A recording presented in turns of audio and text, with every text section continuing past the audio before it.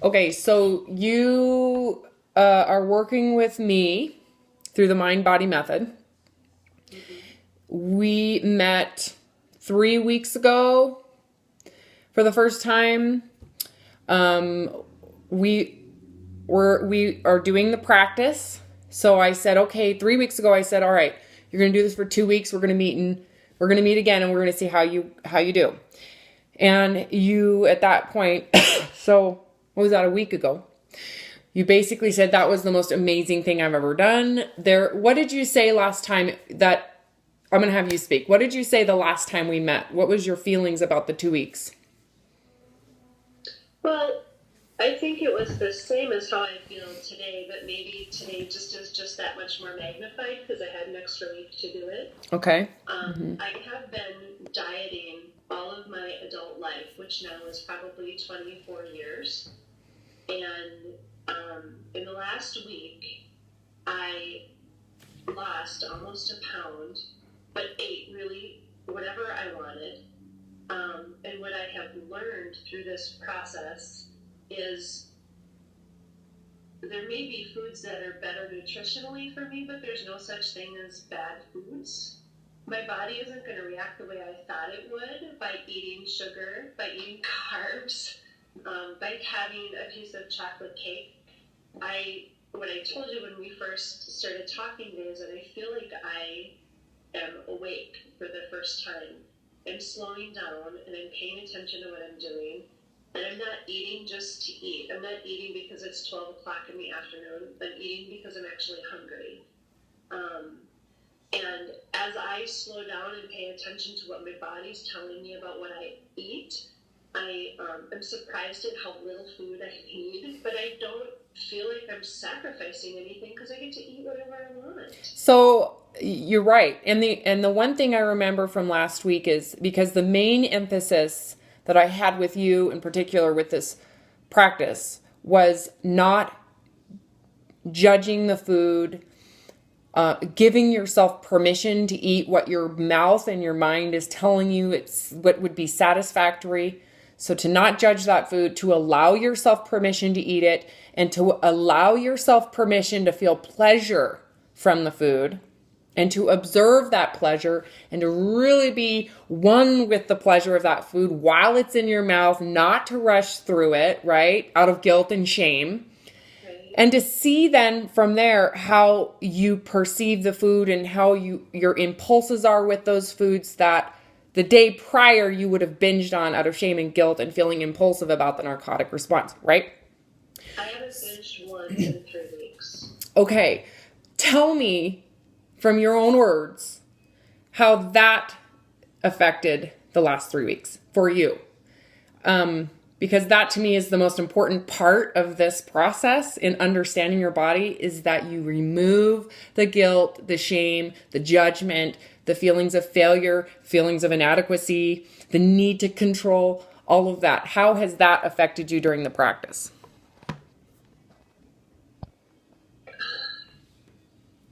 I feel like a weight's been lifted off my shoulders, and that's the only way I can explain it. I can eat oatmeal, and I have 2 packets because that's what it takes for me to be full. I know the serving size says one, but I'm still hungry afterward. So I have 2 packets, and I don't feel like I'm binging. I'm not sneaking. And it's exactly what satisfies me and my body. And Would you be it's willing to eat less than 2 packs if you're if you got if you're yeah. okay? So it doesn't really matter this quantity size. It's you're really just getting into.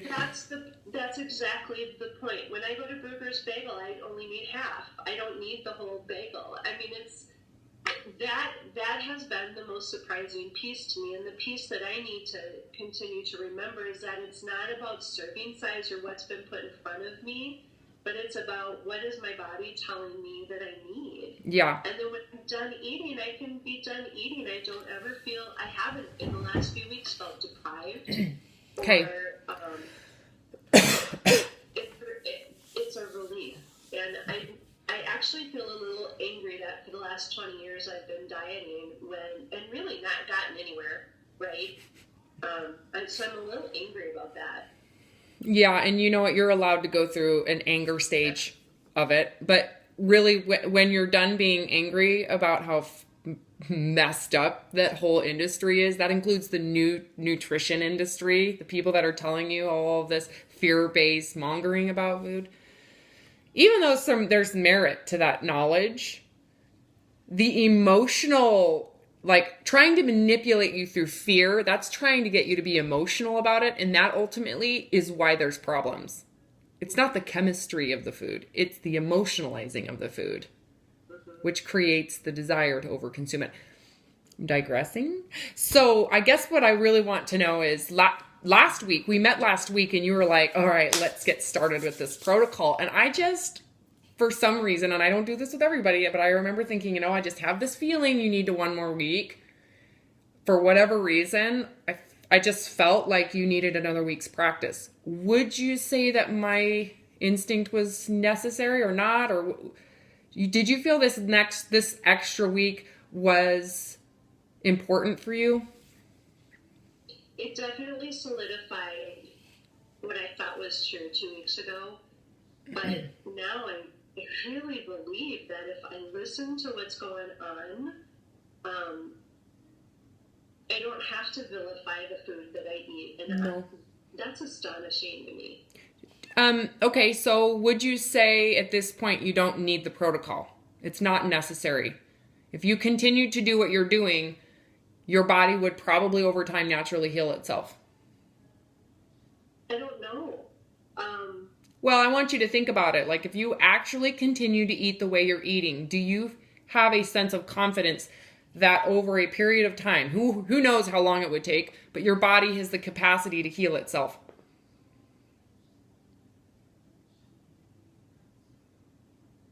Yes, I think my body does. Yes. You would not have, I don't know if you would have felt that a week ago. Yeah, and I'm only hesitating because after 20 years of dieting, I really haven't lost that much weight. Well, sure, but that's in relation to the diet context, which is starve, binge, gain, loss, which is really hard on your endocrine system. Both sides are. The isolation from food, the removal from food, the making your food so simple that there's no diversity, and then the complete opposite. That you're gauging from your own personal experience, and that's really what you have up to this point. I guess what I'm asking is, after you've had 2 and now 3 weeks of eating rhythmically with your body, open access to diversity of food without binging, do you have the confidence at this point to know that your body is self-sufficient without a diet? Yeah. Yes. No matter what you put in your mouth. Here's another example. Could you answer this question with confidence? The question being, could you be handed any type of food from around the world in any quantity and be blindfolded and know when to stop? Yes. Okay. That is the key to long-term success. And from there, you can really get a sense of what foods, like, did you notice that the carbs and the starches, that they really weren't satisfactory? That maybe, even though they tasted good, that they really weren't, I don't know, they didn't feel so good after. You can't have very much of those, I guess what I'm saying. And that's true. And I didn't feel like I don't feel like I need them. Okay. I'm not this teeth grinding. I have to have. No, that's emotional, right? Can you tell now without emotion, judgment, shame, guilt that your body will actually tell you how much is necessary, even if it is pleasurable? Your mouth chemistry changes. Remember how I said be present with the narcotic drop, be present with what's going on in the mouth, and there is a definite communication about specific types of foods that will self-regulate you to eat less. They are self-regulating. So it doesn't require that you have fear and fear of the worst case scenario. You don't have to have all of this external reinforcement to tell you better not eat that. You can kind of get a sense of, okay, well, if I eat it, my body will probably tell me that when it needs to stop. Right. That takes practice. I'm not going to say anybody can just jump into that. It really does take practice, and I'm hoping you got that with this extra week. It did, and all I have to do is just be quiet and listen. Mm-hmm. And I know when to stop. Yeah. Oh my gosh. Okay. Well, it is a process of learning. So what happens is you get this sense of confidence, and then we put you in reality, and then you get a sense of, oh shit, I need to figure this part out.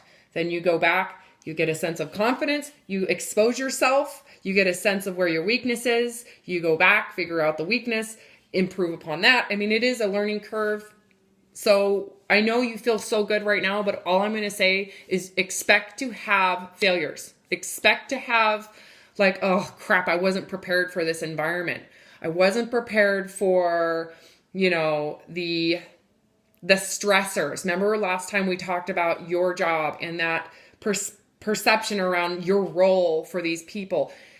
Under the worst case environment, now could you eat less sugar? Now could you eat less and still listen to the body, even though the narcotic area of the brain is saying, we need to supplement our sadness with a happy cupcake. We want to really get the worst case scenario in front of you in the future. So now that we're about to go into the protocol, you just need to know that you're kind of protected by the protocol. The choice is made for you. You're not really, what's the word? You're kind of protected. So you might have stressors during your round. And it's so great to be able to say, oh, I just can't have it. It's not on the protocol. So you're going to have a really good round. I just know it. So we just got to be prepared for when this protocol is over. After you've lost some weight, don't have some expectation of how much you're going to lose, right? Because at this point, do you really is there like some desperate need for you to lose a specific amount? No. I know, isn't that great? That's the other thing the practice does, doesn't it?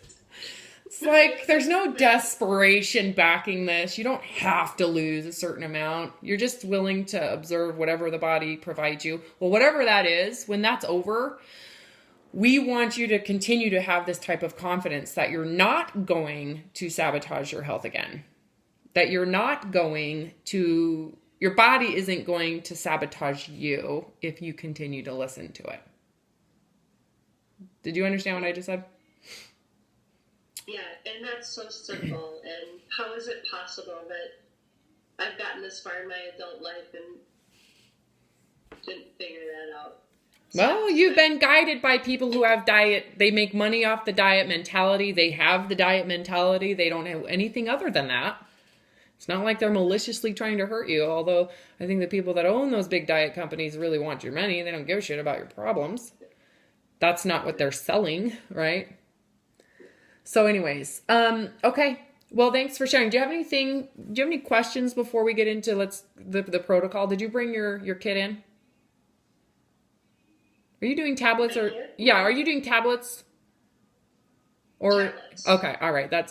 So you didn't need to bring all of your other stuff. Okay.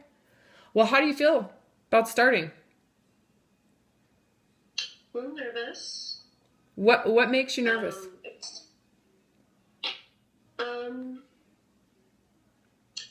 I think I'm nervous about the consequences if I don't do it right. You know what? They're not permanent. You just need to know it's not permanent. Any physical consequences aren't permanent. The body is capable of healing itself. Are you more afraid that you're not going to be able to follow the protocol? Is that the nervousness? I'm not, because that seems simple. So then where is the nervousness if you're afraid if you don't follow the protocol about the consequences? That tells me that you're giving yourself the wiggle room to not follow the protocol. No. Okay. I'm worried about the consequences of the endocrine system and chemicals, and that's the piece I worry about. It's not, because I think that you can eat this kind of meat and this kind of vegetable, and you can drink this. That seems pretty straightforward, and I'm really pretty good at following. That's the dieter in you, right? That's the dieter is perfect. The dieter. So that's the piece I think I'm the most concerned about. Oh, that under the protocol you might be hurting yourself. Mm-hmm. Yeah, and that's okay. Yeah. Well, you have to trust that, first of all, if you're hungry, let's say, and I only say 500 calories because that's a quantity, but you're only to eat when you're hungry and you're to eat satisfactorily. So you need to make sure you're confident your hunger is gone. Okay? Yeah. That should give you a sense of comfort. There are so many people who tell themselves in advance, I will not breach the 500 calorie protocol. So whatever Dr. Simeon said, the 2 fruits, the 2 crackers, the 2 vegetables, the 2 meats, I will not go above that. And in fact, I'm going to make it even smaller. We're not going to eat the fruit and I'm not going to eat the crackers. Dude, could you imagine the pressure behind that? The fact that there is so little forgiveness and leniency in Dr. Simeon's own protocol. I am giving you the leniency to have the crackers, to have the fruit, to have the vegetables, to have the meat. And if you need more physically, you are to eat more. So you are not held to a very strict protocol if your body needs it. On the other side of that, if your body does not need it, you are not to eat it. You are to prioritize the protein, the vegetables. Okay, those are the first 2, the fruit, and then the crackers in that order. Protein, vegetables, fruit, crackers. That order. Does that make sense? It's not that difficult. And does that give you a sense of confidence knowing that you are allowed to eat more if you are hungry to do it? And yeah, and the reminder that I don't have to get it all in. No. Nope.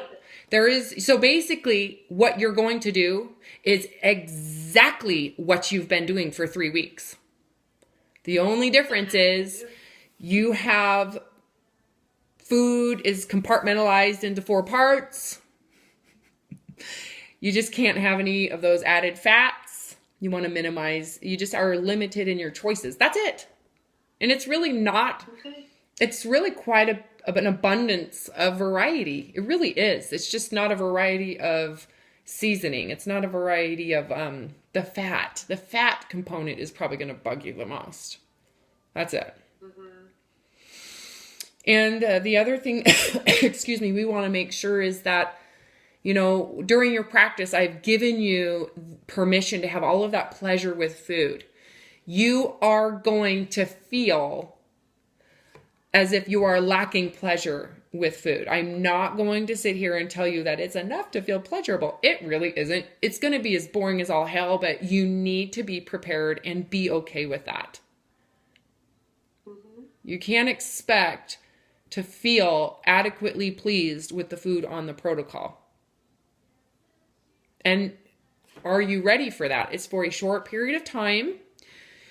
And it's easy to say, and I'm almost positive this might have just gone through your head. Oh, but if I'm losing the weight, it's worth it. Did that go through your head? Okay, well, it went through your head. If you're losing all this weight, it's worth it. Yeah, sure, that's a benefit. But to be honest with you, that is just what the body does. It's not necessarily anything other than what the body innately already knows how to do and does all the time. So don't use that as the, oh my gosh, we did it. No, I would much rather you go through this protocol and say, you know what, I'm willing to reduce my access to food pleasure for a period of time to even further, to more, what is the words I'm trying to use? To reinforce the goal for me to feel adequate in my work, in my integrity. That's what we talked about last time, that your work is a big part of your stress, but it's also a big part of your ego. It's a big part of this persona that you've created that you've relied on to feel good about yourself. So why we're doing this, we're getting rid of even more pleasure with food to more, what's the word? To further solidify that you are getting rid of the need for pleasure elsewhere. So I guess what I'm saying is what we're doing is we're getting you to have more pleasure in your own life, in your own view of your life so that your need for pleasure from stimulus is diminished. So we're going to get rid of the food as a pleasure, and we're going to say now your goal is to increase the pleasure in your life because you're changing your perspective about it. You're removing the ego around what you're doing, willing to go into the vulnerability of telling the truth about what you really are there for. Am I making sense? Makes perfect sense. So this isn't about, oh, I'm willing to get rid of the pleasure of food to lose weight. It's I'm willing to reduce the pleasure of food so that I can rely on my own brain and my own thinking to create pleasure so that I don't need an outside stimulus to do it. When this protocol is over, you will be excited to have the access to food for pleasure again. However, what a beautiful, I guess not however, and because you are less needy for pleasure, you will have more gratitude for external pleasures in your life, like massage, like the sun, like vacation. Okay? I just lost your video. I can see that. I don't know what the heck. I'll have to call you back, but I'm going to go ahead and stop videotaping and then I'll call you back, okay? Okay. Okay, thanks for sharing this.